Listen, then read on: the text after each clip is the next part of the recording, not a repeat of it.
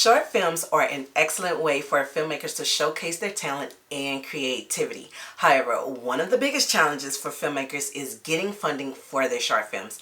Even if you manage to secure funding, it's unlikely that you'll make your money back from the short film. I'm sorry to say that, okay? The reason for this is simple. Short films are not profitable. Unlike feature-length films, short films don't have a wide audience and they don't generate enough revenue to cover the production costs. As a result, investors are less likely to invest in short films because they won't get their money back. So you're probably wondering, how can filmmakers get funding for their short films if they won't get investors' money back? Well, let's get into it. What's up, my Diversity in Cinema Academy fam? I'm Theta Catalan, and this is the place to be if you're an aspiring filmmaker, video creator, and screenwriter. Now, let's get back to that question. The answer is simple. Networking. And I got some more tips on it too, okay? Not just networking. Because I know you was like, huh? Yep. Networking and building a team of key creatives can make all the difference when it comes to producing a successful short film on a tight budget. You have fellow filmmakers and crew members that are just as eager as you to add some credits to their IMDb. So get out there and start meeting people. On my first short film, Academic Affairs, I only spent $600. I met everybody who worked on the project by attending workshops, classes, and working on other projects. Now, Academic Affairs is not the best looking short, but I got my feet wet and I learned a lot for very little. So you may be wondering, where else can you find the right people to work on your projects? First and foremost, attend film festivals, networking events, and movie premieres. Also volunteer to work on other people's projects and join online communities like Facebook groups and Reddit forums. Now, it's going to be some nasty people in those groups, okay, who will try to make you feel bad about having a low to no money gig. I just want you to ignore all the salty people out there, okay, with all the bravado in those groups, okay? Some are just angry because they are not working and feel insulted that someone would have the nerve to ask someone to work for free or at a low rate. Look, and I get that side of it too, but we all start from somewhere, okay?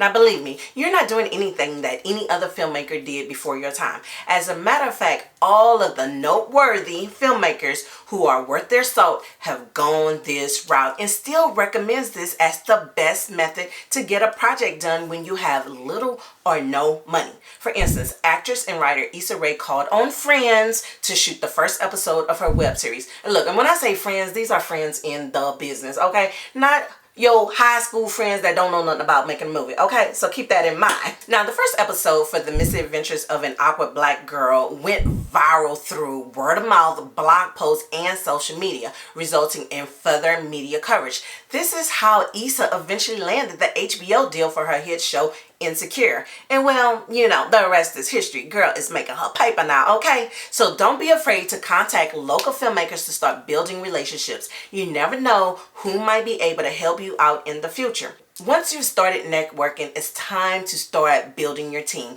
Look for people who are passionate about filmmaking and willing to work hard for little to no pay. This might include a director, writer, cinematographer, editor, and sound designer. Make sure to choose people whose skills complement each other and who are willing to collaborate and communicate effectively. When working with a limited budget, it's important to be resourceful and creative. This might mean shooting in natural light, using a do-it-yourself dolly, or finding free locations to film in. Additionally, consider reaching out to local businesses or organizations for sponsorships or donations of equipment or props. Another great way to find funding is through crowdfunding.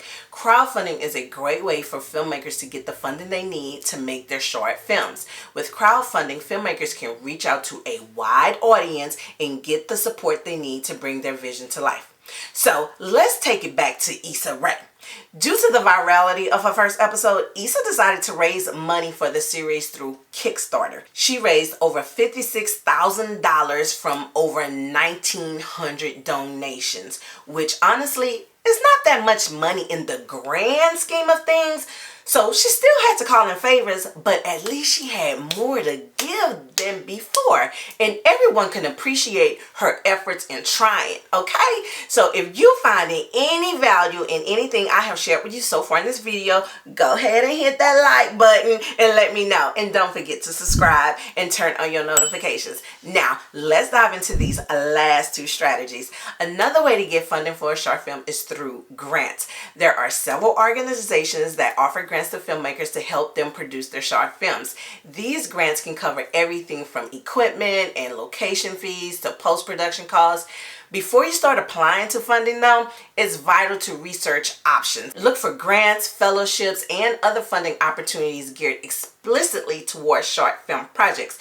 You can start by checking out Diversity in Cinema Academy's website, which lists various funding opportunities for filmmakers. Additionally, consider reaching out to local film organizations or film festivals to see if they offer any funding opportunities or resources for filmmakers in your area. For instance, I received a Houston Filmmakers grant for my film Flashes. Once you have identified potential funding opportunities, it's important to create a compelling pitch and proposal that will grab the attention of grantors. Remember, grantors want to invest in projects that they believe in and that they have the potential to make an impact. So make sure your pitch and proposal are persuasive and engaging.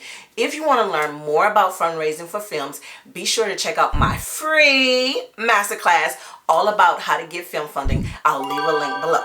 While it may seem disheartening that short films are not profitable, it's important to remember that making a short film is not about making money. Short films are a way for filmmakers to showcase their talent, creativity, and passion. They are a way to tell a story in a unique and powerful way. Short films also offer filmmakers the opportunity to experiment and take risks. Unlike feature films, short films don't have to worry about appealing to a wide audience or making a profit. This means that filmmakers can take risks and try new things without worrying about the financial consequences. In addition, short films can be a great way for filmmakers to gain exposure and build their portfolio. Short films are often showcased at film festivals and online platforms, which can help filmmakers get noticed by industry professionals and audiences. So, if you're a filmmaker thinking about making a short film, don't let the lack of profitability discourage you. Instead, focus on telling a great story and showcasing your talent. With a little bit of creativity and determination, you can make your short film a reality. Now, I want you to know that I understand that producing a short film with little to no money is challenging. However, it's not impossible. By networking, building a team of creatives, being resourceful, communicating effectively, and having a solid plan for fundraising, you can create a successful film that resonates with audiences. Remember, filmmaking is a collaborative art form, and with the right team and mindset, anything is possible. So to help you get started out on the right check out this 14-step process for making a short film video. Oh, and please let me know in the comment section what was your favorite part of this video. Then go ahead and check out that other video, okay?